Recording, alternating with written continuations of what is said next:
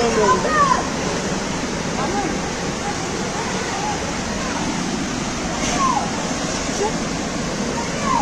İyi, arkasını tutun. Yok, yıkatın. Neden?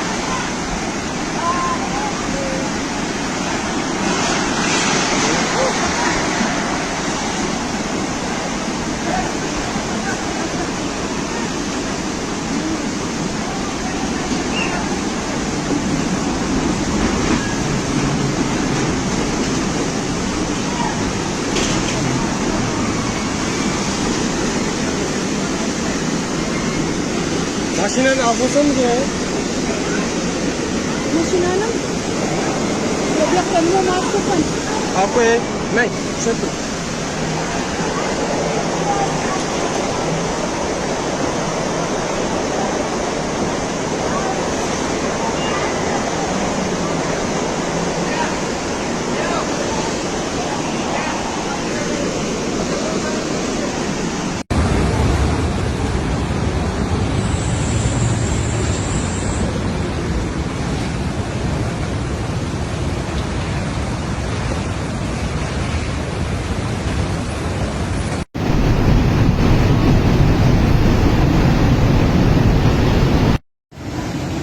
Aslanım, may sayını boyda şeyde kalır kaçıyla trivoga serket katta sel.